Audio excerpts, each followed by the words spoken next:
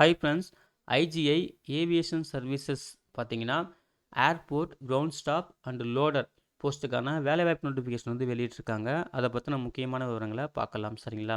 So first வந்து பார்த்தீங்கன்னா, என்ன பொசிஷனு, அதுக்கான குவாலிஃபிகேஷன் என்ன, ஏஜ் லிமிட் என்ன, எக்ஸ்பெக்டட் சேலரி என்ன, எவ்வளோ வேக்கன்சின்னு சொல்லியிருக்காங்க. ஸோ ஒன்று ஒன்றா சொல்கிறேன்.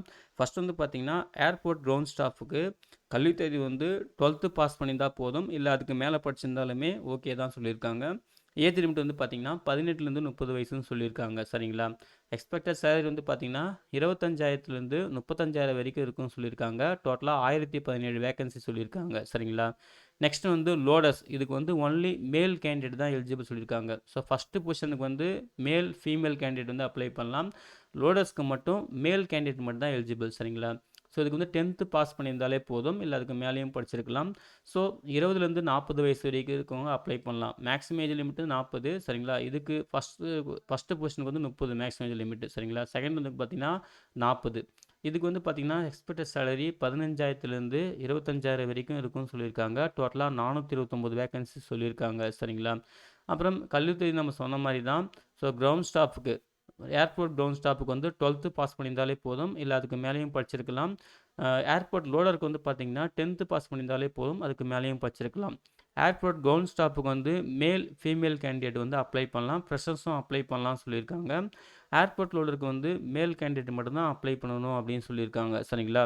அதுக்கப்புறம் இதுக்கு எந்த விதமான aviation, airline certificate, diploma certificate இதெல்லாம் வந்து தேவையில்லை, நாட் ரெக்வர்டு அப்படின்னு சொல்லியிருக்காங்க. சரிங்களா?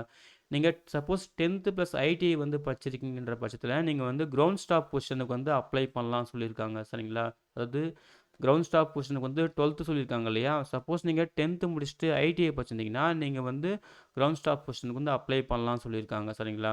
அதே போல் ஏஜ் ரிலாக்ஸேஷன்லாம் இல்லை. இங்கே வந்து பாருங்கள், ஏர்போர்ட் கிரவுண்ட் ஸ்டாஃபுக்கு வந்து மேக்ஸிமம் 30 வயசா, அவ்வளோதான், 30 வயசு மட்டும்தான், ஏஜ் ரிலாக்ஸேஷன்லாம் கிடையாது. லோடஸ்க்கு வந்து 40 வயசா, 40 வயசு மட்டும்தான், ஏஜ் ரிலாக்ஸேஷன் கிடையாது. சரிங்களா? There is no age relaxation for any category அப்படின்னு தெளிவாக கொடுத்துருக்காங்க. அப்புறம் ஏர்போர்ட் கிரவுண்ட் ஸ்டாஃபுக்கும் ஏர்போர்ட் லோடருக்கும் என்ன மாதிரி நேச்சர் ஆஃப் ஒர்க் இருக்கும் அப்படின்னு சொல்லிட்டு தெளிவாக கொடுத்துருக்காங்க. இங்கே படித்து நீங்கள் தெரிஞ்சுக்கலாம். அதுக்கப்புறம் வந்து பார்த்தீங்கன்னா ரிட்டன் எக்ஸாம் வந்து இருக்குது. General awareness, aptitude reasoning, English knowledge, aviation நாலேஜ்னு சொல்லிட்டு ஒரு டாப்பிக்கும் 25 கொஷின், டோட்டலாக 100 கொஷின்ஸு, 90 மினிட்ஸ் எக்ஸாம் டைமு. சரிங்களா? அதே போல் வந்து பார்த்தீங்கன்னா ஒரு கொஷின்ஸ்க்கு 1 மார்க். ஓகேங்களா? டோட்டலாக வந்து பார்த்தீங்கன்னா 100 மார்க் அப்படின்னு சொல்லியிருக்காங்க. கொஷின் பேப்பர் வந்து பார்த்தீங்கன்னா ஏர்போர்ட் கிரவுண்ட் ஸ்டாஃபுக்கு வந்து 12th கிரேட் லெவலும், லோடர்ஸ்க்கு வந்து 10th கிரேட் லெவலும் வந்து கொஷின் பேப்பர் செட் பண்ணுவோம் அப்படின்னு சொல்லியிருக்காங்க. சரிங்களா? ஸோ அதையும் வந்து பார்த்துக்குங்க.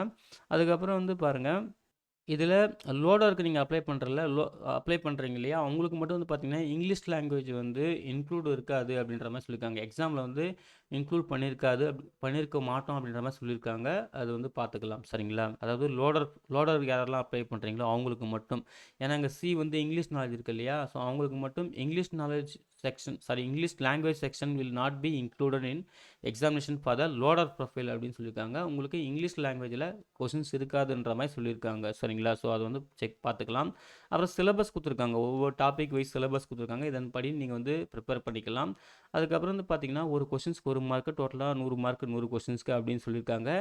எக்ஸாம் கொஷின் பேப்பர் வந்து பார்த்தீங்கன்னா இங்கிலீஷ், ஹிந்தியில் தான் இருக்கும். நெகட்டிவ் மார்க்கில் எதுவும் கிடையாது அப்படின்ற மாதிரி சொல்லியிருக்காங்க. ஸோ அதுவும் ஒரு நல்ல விஷயந்தான்.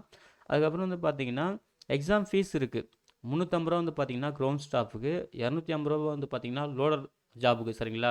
லோடர் ஜாபுக்கு அப்ளை பண்ணுறவங்க 250 ரூபா பே பண்ணணும். கிரவுண்ட் ஸ்டாஃபுக்கு அப்ளை பண்ணுறவங்க 350 ரூபா பே பண்ணணும். சரிங்களா? ஸோ இது எல்லாருக்குமே பொருந்தும். எஸ்சி, எஸ்டி, ஓபிசி, இடபிள்யூஎஸ் எந்த கேட்டகரியாக இருந்தாலும் நீங்கள் வந்து பே பண்ணி தான் ஆகணும் அப்படின்னு சொல்லியிருக்காங்க. ஃபீஸ் ஒன்ஸ் பே பண்ணிட்டா ஷால் நாட் பி ரீஃபண்ட் அப்படின்னு சொல்லியிருக்காங்க. ரீஃபண்ட்லாம் பண்ண மாட்டோம் அப்படின்னு சொல்லியிருக்காங்க. ஸோ அதையும் வந்து பார்த்துக்குங்க. ஓகேங்களா? அதே போல் கரெக்டாக வந்து டைமுக்கு வந்து பே பண்ணுறங்க அப்படின்னு சொல்லியிருக்காங்க. அதுக்கப்புறம் எக்ஸாம் சென்டர் பற்றி கொடுத்துருக்காங்க. வேரியஸ் லொக்கேஷன் ஸ்டேட் கொடுத்துருக்காங்க. நம்ம தமிழ்நாட்டில் வந்து பார்த்திங்கன்னா சென்னை மட்டும் தான் லொக்கேஷன் சொல்லியிருக்காங்க. சென்னை, மதுரை. சரிங்களா? 2 லொக்கேஷன் கொடுத்துருக்காங்க. உங்களுக்கு கன்வீனியன்ட்டாக லொக்கேஷன் வந்து கொடுத்து அப்ளை பண்ணிக்கோங்க. அப்ளை பண்ணுறது கம்ப்ளீட்டாக ஆன்லைன் மோடு தான். லிங்க்குமே அஃபிஷியல் வெப்சைட்டோட லிங்க்குமே கொடுத்துருக்காங்க. ஸோ வந்து 21 செப்டம்பர் 2025. சரிங்களா? 21 செப்டம்பர் 2025 அது வரைக்கும் வந்து பார்த்தீங்கன்னா அப்ளிகேஷன் வந்து ஓப்பனில் இருக்கும். நீங்கள் வந்து அப்ளை பண்ணிக்கலாம் அப்படின்னு சொல்லியிருக்காங்க. ஸோ கேர்ஃபுல்லாக ரீட் பண்ணிவிட்டு மிஸ்டேக் இல்லாமல் அப்ளை பண்ணுங்கள். சரிங்களா? செலெக்ஷன் ப்ராசஸ் பார்த்தீங்கன்னா written exam first return exam வந்து எழுதணும். அதில் குவாலிஃபை ஆகணும். அவங்க ஒரு பாஸ் மார்க் வைப்பாங்க இல்லையா, கட் ஆஃப் மார்க் வைப்பாங்க. அதில் குவாலிஃபை ஆகணும். ஃபர்தராக அப்புறம் உங்களுக்கு வந்து இன்டர்வியூ இருக்கும். இன்டர்வியூ நீங்கள் வந்து பாஸ் பண்ணணும். சரிங்களா? ஆனால் அது வந்து பார்த்தீங்கன்னா லோடர் ப்ரொஃபைலுக்கு மட்டும், லோடருக்கு அப்ளை பண்ணுறவங்க மட்டும் எக்ஸாம் மட்டும்தான், இன்டர்வியூ கிடையாது அப்படின்னு சொல்லியிருக்காங்க. கிரவுண்ட் ஸ்டாஃபுக்கு மட்டும்தான் ரிட்டன் டெஸ்ட் ப்ளஸ் இன்டர்வியூ. அதாவது லோடருக்கு அப்ளை பண்ணுறவங்க ரிட்டன் டெஸ்ட் மட்டும்தான். சரிங்களா? ஸோ கிரவுண்ட் ஸ்டாஃப்க்கு வந்து பார்த்திங்கன்னா ரிட்டன் டெஸ்ட் பாஸ் பண்ணிட்டு இன்டர்வியூ வந்து அப்பியர் ஆகணும். அதுக்கான டைம் வந்து பார்த்திங்கன்னா உங்களுக்கு கால் லெட்டர் ப்ரொவைட் பண்ணுவாங்க, அதில் இருக்கும் அப்படின்னு சொல்லியிருக்காங்க. அது அஃபிஷியல் வெப்சைட்டில் நாங்கள் அப்லோட் பண்ணுவோம் சொல்லியிருக்காங்க. லோடருக்கு வந்து எக்ஸாம் மட்டும்தான் சொல்லியிருக்காங்க. இன்டர்வியூ அட்டன் பண்ணுறவங்க வந்து ஹிந்தி, இங்கிலீஷ் 2 லாங்குவேஜில் மட்டும்தான் நீங்கள் வந்து ப்ரெசென்ட் பண்ணுற மாதிரி இருக்கும் அப்படின்னு சொல்லியிருக்காங்க. ஸோ அதையும் வந்து நோட் பண்ணிக்கோங்க. ஓகேங்களா? அதுக்கப்புறம் வந்து நீங்கள் வந்து ரிட்டன் டெஸ்ட் ப்ளஸ் இன்டர்வியூ இதெல்லாம் பேஸ் பண்ணி தான் நாங்கள் வந்து கிரவுண்ட் ஸ்டாஃப் வந்து ஷார்ட் லிஸ்ட் பண்ணுவோம் அப்படின்னு சொல்லியிருக்காங்க. அப்புறம் மெடிக்கல் எக்ஸாமும் இருக்குன்னு சொல்லியிருக்காங்க. சரிங்களா? இது எல்லாருக்குமே பொருந்தும் மெடிக்கல் எக்ஸாம் வந்து பார்த்தீங்கன்னா. ஸோ இந்த இன்டர்வியூக்கு வந்து பார்த்தீங்கன்னா எக்ஸாமுக்கு வந்து பார்த்தீங்கன்னா 70%, இன்டர்வியூக்கு வந்து 30%ன்னு சொல்லியிருக்காங்க. ஸோ இது வந்து கிரவுண்ட் ஸ்டாஃபுக்கு பொருந்தும். லோடருக்கு வந்து பார்த்தீங்கன்னா ஒன்லி எக்ஸாம் மட்டும். சரிங்களா? ஸோ 100% வெயிட்டேஜ் அதில் போயிடும். ஆனால் மெடிக்கல் டெஸ்ட் வந்து காமன். அப்புறம் ஜென்ரல் இன்ஸ்ட்ரக்ஷன் கொடுத்துருக்காங்க. அதே போல் selection process, written test, interview எல்லாத்துக்குமே வந்து பார்த்தீங்கன்னா உங்கள் ஓன் அரேஞ்ச்மெண்ட்டில் நீங்கள் வர மாதிரி இருக்கும். எந்த விதமான டிஏடி எல்லாம் ப்ரொவைட் பண்ண மாட்டோம் அப்படின்னு சொல்லியிருக்காங்க. உங்கள் ஓன் அரேஞ்ச்மெண்ட்டில் தான் நீங்கள் பார்த்துக்கணும்னு சொல்லியிருக்காங்க. அதையும் நோட் பண்ணிக்கோங்க. சரிங்களா? அவ்வளோதான் ஃப்ரெண்ட்ஸ். இதுதான் வந்து பார்த்தீங்கன்னா ஐஜிஐ ஏவியேஷன் சர்வீசஸ் அறிவிச்சிருந்த ஏர்போர்ட் கிரவுண்ட் ஸ்டாப் லோடர் இந்த வேலைவாய்ப்புக்கான முக்கியமான விவரங்கள். ஸோ நோட்டிஃபிகேஷனை ஒரு டைம் கிளியராக பாருங்கள்.